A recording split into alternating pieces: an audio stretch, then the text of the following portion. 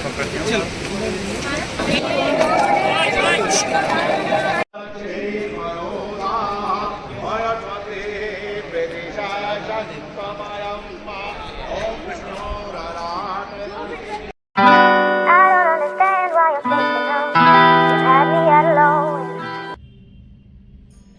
guys, welcome to my YouTube channel and welcome to another new video. So ಇನ್ನು ಯಾರೆಲ್ಲ ನನ್ನ ಚಾನಲ್ಗೆ subscribe ಆಗಿಲ್ಲ ಆದಷ್ಟು ಬೇಗ ಸಬ್ಸ್ಕ್ರೈಬ್ ಆಗಿ. ಸೊ ಈ ವಿಡಿಯೋದಲ್ಲಿ ನಮ್ಮ ಕೇದಾರ್ನಾಥ್ ಜರ್ನಿಯ ಡೇ 2 ಮತ್ತು ಡೇ 3 ಆ್ಯಕ್ಟಿವಿಟೀಸ್ ಕವರ್ ಆಗಿರುತ್ತೆ, ಅಂದರೆ ಸಂಡೇ ಮತ್ತು ಮಂಡೇ ಜರ್ನಿ ಕವರ್ ಆಗಿರುತ್ತೆ.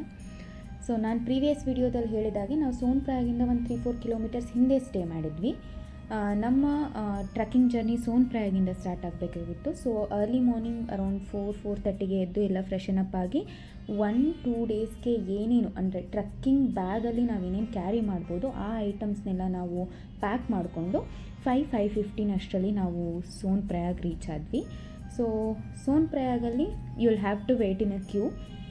ಸೊ ಕ್ಯೂ ಅಲ್ಲಿ ನಿಂತ್ಕೊಂಡು ನಮ್ಮದು ರಿಜಿಸ್ಟ್ರೇಷನ್ ಫಾರ್ಮ್ಸ್ನೆಲ್ಲ ಚೆಕ್ ಮಾಡಿದ ಮೇಲೆ ಆಲ್ಮೋಸ್ಟ್ ಒಂದು 6 o'clock ಹಾಗೆ ನಮ್ಮನ್ನ ಒಳಗೆ ಬಿಡ್ತಾರೆ. So main important thing registration ಮಾಡ್ಕೋಬೇಕು. ಉತ್ತರಾಖಂಡ್ ವೆಬ್ಸೈಟಲ್ಲಿ ನೀವು ಹೋಗೋಕ್ಕೂ ಮುಂಚೆನೇ ಏನು ನಿಮ್ಮದು ಆಲ್ಮೋಸ್ಟ್ ಟಿಕೆಟ್ಸ್ ಎಲ್ಲ ಕನ್ಫರ್ಮ್ ಆಗಿರುತ್ತೆ ಅಲ್ವಾ. ಸೊ ಆ ಡೇಟ್ಸ್ನ ನೀವು ಕೊಟ್ಬಿಟ್ಟು ಯಾವ್ಯಾವ ಪ್ಲೇಸಸ್ಗೆ ನೀವು ಟ್ರಿಪ್ಪಲ್ಲಿ ಪ್ಲ್ಯಾನ್ ಮಾಡಿದ್ದೀರಾ ಅಂತ ಹಾಕಿಬಿಟ್ಟು ನೀವು ರಿಜಿಸ್ಟರ್ ಆಗಬೇಕಾಗತ್ತೆ. ಒಂದು PDF ಕಾಪಿ ಕೊಡ್ತಾರೆ. ಸೊ ಆ ಒಂದು PDF ಕಾಪಿ ನಿಮ್ಮ ಫೋನಲ್ಲಿ ಅಥವಾ ಹಾರ್ಡ್ ಕಾಪಿ ತೊಗೊಂಡೋದ್ರು ಓಕೆನೇ. ಸೊ ಅದನ್ನು ತೊಗೊಂಡು ಹೋಗಲೇಬೇಕಾಗತ್ತೆ, because almost 2 to 3 times check ಮಾಡ್ತಾರೆ. ಅಂದರೆ ಸ್ಟಾರ್ಟಿಂಗ್ ಸೋನ್ಪ್ರಯಾಗಲ್ಲೇ ಅದನ್ನು ಸ್ಕ್ಯಾನ್ ಮಾಡಿನೇ ಒಳಗೆ ಎಂಟ್ರಿ ಕೊಡೋದು, ಮತ್ತು ಎಂಡಲ್ಲಿ ಕೂಡ ಒಂದು ಸತಿ ಚೆಕ್ ಮಾಡ್ತಾರೆ, ಮಿಡ್ವೇಯಲ್ಲಿ ಕೂಡ ಚೆಕ್ ಮಾಡೋ ಚಾನ್ಸಸ್ ಇರುತ್ತೆ. ಸೊ ಬೆಟರ್ ಮುಂಚೆನೇ ನೀವು ರಿಜಿಸ್ಟರ್ ಮಾಡ್ಕೊಂಡು ಹೋಗಿದರೆ ಅಲ್ಲಿ ನೀವು ರಿಜಿಸ್ಟ್ರೇಷನ್ಗೆ ಟೈಮ್ ವೇಸ್ಟ್ ಮಾಡೋ ಅಂಥ ಅವಶ್ಯಕತೆ ಇರೋದಿಲ್ಲ.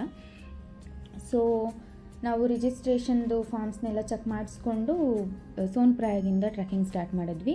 ಆ್ಯಕ್ಚುಲಿ ಸೋನ್ಪ್ರಯಾಗಿಂದ ಗೌರಿಕೊಂಡವರೆಗೂ ಜೀಪ್ಸ್ ಅವೈಲಬಿಲಿಟಿ ಇರುತ್ತೆ, ಆಲ್ಮೋಸ್ಟ್ ಒಂದು 6 to 7 ಕಿಲೋಮೀಟರ್ಸ್.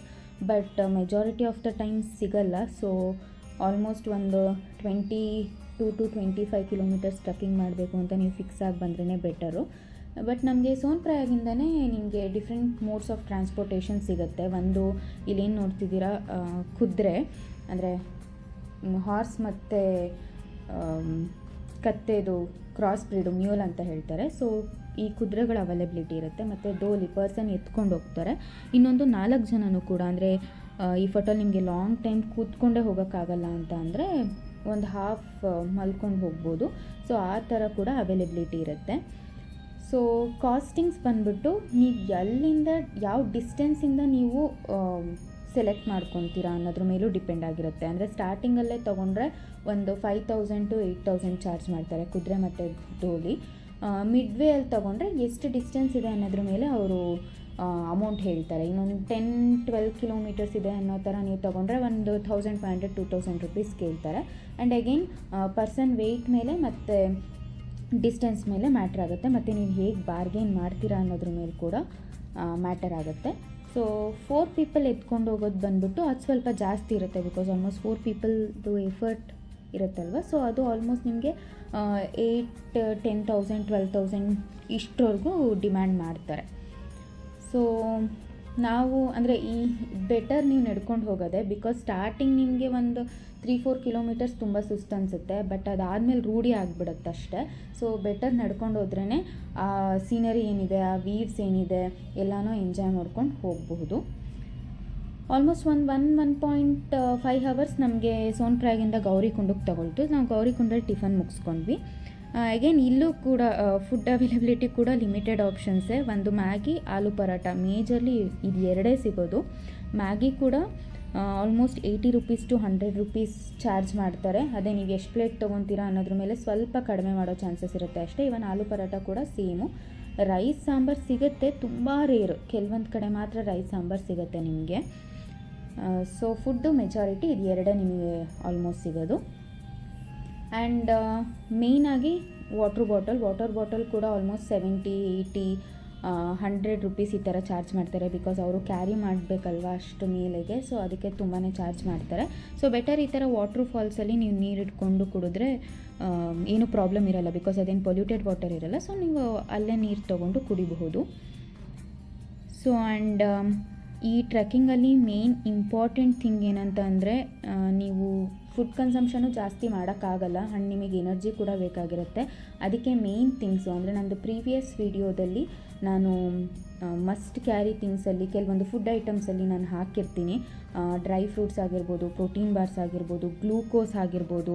ಸೊ ಇದನ್ನೆಲ್ಲ ನೀವು ಮ್ಯಾಂಡೇಟರಿ ತೊಗೊಂಡು ಹೋಗಲೇಬೇಕಾಗತ್ತೆ. ಸೊ ಅವಾಗವಾಗ ಅದನ್ನು ನೀವು ತಿಂತಾ ಇದ್ದರೆ ಸ್ವಲ್ಪ ಎನರ್ಜಿ ಬಂದಂಗೆ ಆಗುತ್ತೆ. ಆ್ಯಂಡ್ ಇನ್ನೊಂದು ಥಿಂಗ್ ಬಂದುಬಿಟ್ಟು ಕ್ಯಾಂಫರು. ಸೊ ಕರ್ಪೂರ ಅಂದರೆ ಹೇಳ್ತಾರೆ ತುಂಬ ಮೇಲೆ ಹೋಗ್ತಾ ಹೋಗ್ತಾ ಸುಸ್ತಾಗ್ತಾ ಸ್ವಲ್ಪ ಆಕ್ಸಿಜನ್ ಕಮ್ಮಿ ಆದಂಗೆ ಅನಿಸುತ್ತೆ. ಅದು ಎಲ್ಲರಿಗೂ ಅಲ್ಲ, ಕೆಲವೊಬ್ರಿಗೆ. ಸೊ ಸ್ವಲ್ಪ ನೀವು ಕರ್ಪೂರ ಇಟ್ಕೊಂಡು ಹೋದರೆ ಅದು ಕೂಡ ಹೆಲ್ಪ್ ಆಗುತ್ತೆ. ಸೊ ನಾವು ತಗೊಂಡು ಹೋಗಿದ್ವಿ, ಅಂದರೆ ಸ್ವಲ್ಪ ಹೆಲ್ಪ್ ಆಗುತ್ತೆ. ಅಂದರೆ ಆ ಥರ ಮೇಜರ್ಲಿ ಏನು ಪ್ರಾಬ್ಲಮ್ ಆಗೋಲ್ಲ, ಇಟ್ಕೊಂಡು ಹೋಗಿದ್ರೆ ಸ್ವಲ್ಪ ಹೆಲ್ಪ್ ಆಗುತ್ತೆ. ಸೊ ಇಲ್ಲಿ ನೋಡ್ತಿರ್ಬೋದು ಹೇಗೆ ಬ್ಯಾಂಗ್ಳೂರಲ್ಲೆಲ್ಲ ವೆಹಿಕಲ್ಸ್ ಟ್ರಾಫಿಕಿಂಗ್ ಆಗುತ್ತೆ. ಅಲ್ಲಿ ಮೇಜರ್ಲಿ ನಮಗೆ ಈ ಮನುಷ್ಯರು ಮತ್ತು ಕುದುರೆಗಳದ್ದೇ ಟ್ರಾಫಿಕ್ ಜಾಸ್ತಿ ಇರುತ್ತೆ. ಹಾಗೆಲ್ಲ ಜಾಮ್ ಆಗಿಬಿಟ್ರೆ ಅಂತೂ ಆಲ್ಮೋಸ್ಟ್ ಒಂದು ಹಾಫ್ ಆನ್ ಅವರ್ 1 hour ಅಲ್ಲೇ ಸ್ಟ್ರಕ್ ಆಗಿಬಿಡ್ತೀವಿ. ಬಿಕಾಸ್ ಪೀಪಲ್ ಮೂಮೆಂಟೇ ಇರಲ್ಲ. ಸೊ ಅಲ್ಲಿನೂ ಕೂಡ ನಿಮಗೆ ಸ್ವಲ್ಪ ಟೈಮ್ ವೇಸ್ಟ್ ಆಗೋ ಚಾನ್ಸಸ್ ಇರುತ್ತೆ. ಆ್ಯಂಡ್ ಇನಿಷಿಯಲಿ ಒಂದಷ್ಟು ಕಿಲೋಮೀಟರ್ಸ್ ನಡೀತೀರಾ, ಮಧ್ಯ ಸ್ವಲ್ಪ ರೂಢಿ ಆಗುತ್ತೆ, ಹೋಗ್ತೀರಾ. ಬಟ್ ಲಾಸ್ಟ್ 3-4 ಕಿಲೋಮೀಟರ್ಸ್ ಏನಿರುತ್ತೆ ಅದು ತುಂಬಾ ಕಷ್ಟ ಅಂತ ಅನಿಸುತ್ತೆ. ಬಟ್ ಫೈನಲಿ ಇಷ್ಟು ಆಲ್ಮೋಸ್ಟ್ 120-22 ಕಿಲೋಮೀಟರ್ಸ್ ಟ್ರೆಕ್ಕಿಂಗ್ ಮುಗಿಸ್ಕೊಂಡು ಬಂದು ಆ ದೇವಸ್ಥಾನದ ಮುಂದೆ ನಿಂತರೆ ನೀವು ಏನು ಅಷ್ಟೆಲ್ಲ ಕಷ್ಟಪಟ್ಕೊಂಡು ಸುಸ್ತು ಮಾಡಿಕೊಂಡು ಕೈಕಾಲು ನೋವಿಸ್ಕೊಂಡು ಬಂದಿರ್ತೀರ ಅದೆಲ್ಲ ಸ್ವಲ್ಪ ಮರ್ತೋದಂಗೆ ಅನಿಸುತ್ತೆ. ಬಟ್ ತುಂಬಾ ಚಳಿ ಇರುತ್ತೆ. ಟೆಂಪ್ರೇಚರ್ ತುಂಬ ಕಮ್ಮಿ ಇರೋದ್ರಿಂದ ಆಲ್ಮೋಸ್ಟು ಲೈಕ್ ಕಾಲಾಗಿರ್ಬೋದು, ಕೈ ಆಗಿರ್ಬೋದು, ಫುಲ್ಲು ನಂಬ್ ಫೀಲ್ ಆಗುತ್ತೆ. ಆ್ಯಂಡ್ ನಾವಲ್ಲೇ ಟೆಂಪಲ್ ಸ್ವಲ್ಪ ಅಲ್ಲಿ ಟೈಮ್ ಸ್ಪೆಂಡ್ ಮಾಡಿಬಿಟ್ಟು ಅಲ್ಲೇ ಟೆಂಪಲ್ ಹತ್ರ ಒಂದು ಹೋಟೆಲಲ್ಲಿ ಊಟ ಮುಗಿಸ್ಕೊಂಡು ಲೈಟಾಗಿ ನಾವು ಸ್ಟೇಗೆ ಹೊರಟ್ವಿ. ನಮ್ಮದು ಸ್ಟೇ ಬಂದುಬಿಟ್ಟು 2500 rupees. ನಾವು ರೂಮಲ್ಲೇ ಇದ್ದಿದ್ದು. ನಿಮಗೆ ಸ್ಟೇಗೆ almost different types of options available ಇರುತ್ತೆ. ಅಂದರೆ ಟೆಂಟ್ಸ್ ಕೂಡ ಅವೈಲೇಬಲ್ ಇರುತ್ತೆ ಮತ್ತು ರೂಮ್ಸ್ ಕೂಡ ಅವೈಲೇಬಲ್ ಇರುತ್ತೆ. ನಾವು ಸ್ಟೇ ಆಗಿದ್ದು 1.2 kilometers ದೂರದಲ್ಲಿ ಒಂದು ರೂಮಲ್ಲಿ ಸ್ಟೇ ಆಗಿದ್ವಿ. ಒಂದು ಡಾರ್ಮೆಂಟ್ರಿ ಥರ ರೂಮ್, 2500 rupees ಒಂದು ದಿನಕ್ಕೆ. ಸೊ ಆಲ್ಮೋಸ್ಟ್ 220-230 ಪರ್ ಹೆಡ್ ಬಿತ್ತು. ಸೊ ಚೆನ್ನಾಗೇ ಇತ್ತು ರೂಮ್ಸ್ ಎಲ್ಲ. ಈವನ್ ಹಾಟ್ ವಾಟರ್ ಅವೈಲಬಿಲಿಟಿ ಕೂಡ ಇರುತ್ತೆ. ಅಂದರೆ ಇರಲೇಬೇಕು, ಇಲ್ಲಾಂದರೆ ಆ ಚಳಿಗೆ ನೀವು ತಣ್ಣೀರನ್ನ ಮುಟ್ಲಿಕ್ಕೆ ಕೂಡ ಆಗಲ್ಲ. ಸೊ ನಾವು ಬೇಗನೆ ಅಂದರೆ ಜಾಸ್ತಿ ನೈಟ್ ನಾವು ಟೆಂಪಲ್ ಹತ್ರ ಜಾಸ್ತಿ ಟೈಮ್ ಸ್ಪೆಂಡ್ ಮಾಡಲಿಲ್ಲ. ಬಿಕಾಸ್ ನಾವು ಅರ್ಲಿ ಮಾರ್ನಿಂಗು 3 o'clockಗೆ ಎದ್ಬಿಟ್ಟು ದರ್ಶನಕ್ಕೆ ಹೋಗಬೇಕು ಅಂತ ಪ್ಲ್ಯಾನ್ ಮಾಡಿದ್ರಿಂದ ಸ್ವಲ್ಪ ಬೇಗನೆ ಬಂದು ನಾವು ರೆಸ್ಟ್ ಮಾಡಿಬಿಟ್ವಿ. So better. ಇನ್ನೊಂದು ಸಜೆಷನ್ ಏನಂದರೆ ಪೇಯ್ನ್ ಕಿಲ್ಲರ್ಸ್ ಟ್ಯಾಬ್ಲೆಟ್ ಇಟ್ಕೊಂಡು ಹೋಗೋದು. ಯಾಕೆಂದರೆ ಫಸ್ಟ್ ಡೇ ನೀವು ಪೇಯ್ನ್ ಕಿಲ್ಲರ್ಸ್ ತೊಗೊಂಡ್ರೆ ನೆಕ್ಸ್ಟ್ ಡೇ ಟ್ರೆಕ್ಕಿಂಗ್ ಅಂದರೆ ಇಳಿಯೋವಾಗ ಹೆಲ್ಪ್ ಆಗುತ್ತೆ. ಇಲ್ಲಾಂದರೆ ಕಾಲು ತುಂಬಾ ಪೇಯ್ನ್ ಬರುತ್ತೆ. ಸೊ ಫಸ್ಟ್ ಡೇ ನೀವು ಒಂದು ಪೇಯ್ನ್ ಕಿಲ್ಲರ್ ಟ್ಯಾಬ್ಲೆಟ್ ಯಾವುದಾದ್ರೂ ಎಫೆಕ್ಟಿವ್ ಆಗೋ ಟ್ಯಾಬ್ಲೆಟ್ ತೊಗೊಂಡು ಹೋದರೆ ಹೆಲ್ಪ್ ಆಗುತ್ತೆ. ಸೊ ನಾವು ನೆಕ್ಸ್ಟ್ ಡೇ ಮಾರ್ನಿಂಗು 3 o'clock ಹಂಗೆ ಎದ್ಬಿಟ್ಟು ದರ್ಶನಕ್ಕೆ ಹೊರಟಿದ್ದು.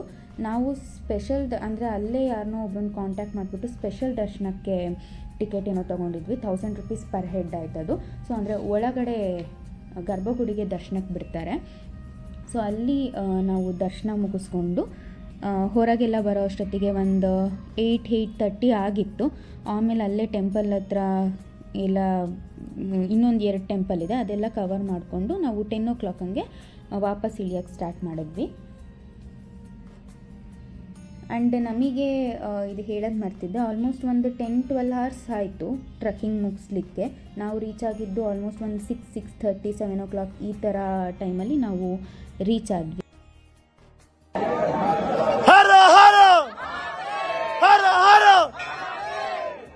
ನೀವು ನೋಡ್ತಿರ್ಬೋದು ಅಂದರೆ ಚಳಿ ಇಲ್ವಾ ಅಂತ ಹೇಳಿ ತುಂಬಾ ಚಳಿ ಇರುತ್ತೆ. ಬಟ್ ಅದೇ ಒಂದು ಸ್ವಲ್ಪ ಟೈಮಿಗೆ ಎಲ್ಲ ನಾವು ಸ್ವೆಟರ್ಸ್ನೆಲ್ಲ ರಿಮೂವ್ ಮಾಡಿ ಫೋಟೋಸ್ ತೆಕ್ಕೊಂಡು ಆಮೇಲೆ ಮತ್ತೆ ಅದೇ ರೀತಿ ಪ್ಯಾಕಪ್ ಆದ್ವಿ. ಸೊ ಹೀಗೆ ಟೆಂಪಲ್ ಹಿಂದೆಗಡೆ ಇಲ್ಲೇನು ಒಂದು ಕಲ್ಲಿದೆ, ಇದು ಭೀಮಶಿಲಾ ಕಲ್ಲು ಅಂತಲೇ ಹೇಳ್ತಾರೆ. ಅಂದರೆ ಇಟ್ ಈಸ್ ಬಿಲೀವ್ ದಟ್ ಈ ಕಲ್ಲೇ ಟೆಂಪಲ್ನ ಕಾಪಾಡ್ತಿದೆ ಫ್ಲಡ್ಸಿಂದ ಅಂತ ಅಲ್ಲಿನ ಜನ ನಂಬ್ತಾರೆ. ಆ್ಯಂಡ್ ಟೆಂಪಲ್ ಹಿಂದೆ ಒಂದು 300-500 meters ಹಿಂದೆ ಹೋದರೆ ಅಲ್ಲೇ ಶಂಕರಾಚಾರ್ಯರದ್ದು ಸಮಾಧಿ ಕೂಡ ಇದೆ. ಅವ್ರದ್ದು ಒಂದು ಸ್ಟ್ಯಾಚು ಬಿಲ್ಟ್ ಮಾಡಿದ್ದಾರೆ. ಸೊ ಅಲ್ಲಿ ಪೂಜೆ ನಡೀತಾ ಇರುತ್ತೆ. ಅದನ್ನು ಮುಗಿಸ್ಕೊಂಡು ನಾವು ಹೊರಟ್ವಿ. ಆಮೇಲೆ ಇಲ್ಲಿಂದ ಟೆಂಪಲಿಂದ ಅಗೈನ್ ಒಂದು 3-4 ಕಿಲೋಮೀಟರ್ಸ್ ಮೇಲೆ, ಅಂದರೆ ಒಂದು ಸ್ವಲ್ಪ ಸ್ಟೆಪ್ಸ್ ಎಲ್ಲ ಹತ್ಕೊಂಡು ಹೋಗಬೇಕು. ಸೊ 3-4 ಕಿಲೋಮೀಟರ್ಸ್ ಮೇಲೆ ಹೋದಾಗ ನಮಗೆ ಭೈರವ ಮಂದಿರ ಸಿಗುತ್ತೆ. ಈವನ್ ಈ ಭೈರವ ಮಂದಿರ ಮತ್ತು ಆ ಭೀಮಶಿಲಾ ಕಲ್ಲೇನೆ ಲೈಕ್ ಕೇದಾರ್ನಾಥ್ ಟೆಂಪಲ್ನ ಮತ್ತು ಕೇದಾರ್ನಾಥ್ ಕಂಪ್ಲೀಟ್ ವ್ಯಾಲಿನ ಕಾಪಾಡ್ತಿದೆ ಅಂತ ಅಲ್ಲಿನ ಜನರು ನಂಬ್ತಾರೆ.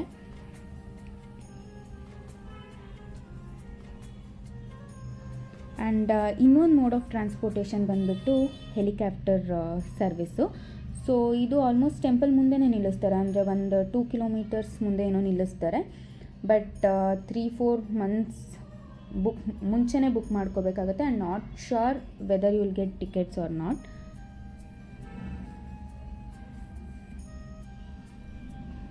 ಸೊ ನಾವು ದರ್ಶನ ಮುಗಿಸ್ಕೊಂಡು ಒಂದು 10-15 ಹಾಗೆ ನಾವು ರೂಮ್ ಚೆಕ್ಔಟ್ ಆಗಿಬಿಟ್ಟು ಇಳಿಯೋಕ್ಕೆ ಸ್ಟಾರ್ಟ್ ಮಾಡಿದ್ವಿ. ಹತ್ತೋದು ಒಂಥರ ಕಷ್ಟ, ಆದರೆ ಇಳಿಯೋದು ಇನ್ನೊಂದು ಥರ ಕಷ್ಟ. ಬಿಕಾಸ್ ಸ್ಲೋಪ್ಸ್ ಇರುತ್ತೆ, ಜಾರ್ತಿರುತ್ತೆ. ಆ್ಯಂಡ್ ಅಗೈನ್ ಟ್ರೆಕ್ಕಿಂಗ್ ಮಾಡಿ ಸ್ವಲ್ಪ ಕಾಲು ನೋವು ಕೂಡ ಇರುತ್ತೆ. ಆ್ಯಂಡ್ ಆಲ್ಮೋಸ್ಟ್ ನೀವು ನಡ್ಕೊಂಡು ಇಳಿಯೋದಕ್ಕಂತೂ ಆಗಲ್ಲ, ಆಲ್ಮೋಸ್ಟ್ ಓಡ್ಕೊಂಡೇ ಇಳಿಬೇಕಾಗತ್ತೆ. ಸೊ ಇಳಿಯೋವಾಗ ನಿಮಗೆ ತುಂಬ ಕಾಲು ನೋವಾಗುತ್ತೆ. ಆಲ್ಮೋಸ್ಟ್ ನಾವು 10 ಹಂಗೆ ಸ್ಟಾರ್ಟ್ ಮಾಡಿದ್ವಿ. ಒಂದು 6:30-7 o'clock ಅಷ್ಟರಲ್ಲಿ ನಾವು ಕೆಳಗೆ ಇಳಿದ್ಬಿಟ್ಟಿದ್ವಿ. ನಾವು ಸೋನ್ಪ್ರಯಾಗ್ ರೀಚ್ ಆಗೋ ಅಷ್ಟರಲ್ಲಿ ತುಂಬ ಅಂದರೆ ತುಂಬಾ ಮಳೆ. ಆಲ್ಮೋಸ್ಟ್ ಅವತ್ತಿನ ದಿನವೇ the very next day almost ಸ್ಟಾಪೇ ಮಾಡಿದ್ರು, ಅಷ್ಟು ಜೋರಾಗಿ ಮಳೆ ಬಂತು. ನಮ್ಮ ಪುಣ್ಯಕ್ಕೆ ನಾವು ಯಾರೂ ಸ್ಟಕ್ ಆಗಿರಲಿಲ್ಲ. ಸೋನ್ಪ್ರಯಾಗಿಗೆ ಬಂದುಬಿಟ್ಟು ಅಲ್ಲಿಂದ ನಮ್ಮ TTಯಲ್ಲಿ ನಾವು ಗುಪ್ತಕಾಶಿಲಿ ಸ್ಟೇ ಮಾಡಬೇಕು ಅಂತ ಪ್ಲ್ಯಾನ್ ಮಾಡಿದ್ವಿ. ಸೊ ಅಲ್ಲಿಗೆ ಹೋದ್ವಿ. ಈವನ್ ಗುಪ್ತಕಾಶಿಲೂ ಅಷ್ಟೇ ನಮಗೆ ರೂಮ್ ಬಂದುಬಿಟ್ಟು 2600 rupees ಫಾರ್ 2 rooms ಏನೋ ಸಿಕ್ತು. ಅಂದರೆ ಇಲ್ಲೂ ನಮಗೆ 240 rupees ಪರ್ ಹೆಡ್ ಆಯಿತು. ಸೊ ನಾವು 3rd ಡೇ ಸ್ಟೇ ಆಗಿದ್ದು ಗುಪ್ತಕಾಶಿಲಿ. ಸೊ ನಮ್ಮ ನೆಕ್ಸ್ಟ್ ಜರ್ನಿ ಯಾವ ಕಡೆ, ಗುಪ್ತಕಾಶಿಯಿಂದ ಯಾವ ಕಡೆ ಹೊರಟ್ವಿ ಅಂತ ನೆಕ್ಸ್ಟ್ ಕಮಿಂಗ್ ವೀಡಿಯೋಸಲ್ಲಿ ಹಾಕ್ತೀನಿ. So keep watching and subscribe for more videos. So ಈ ವಿಡಿಯೋ ಇಷ್ಟ ಆಗಿದ್ರೆ like, share and comment. Thank you for watching.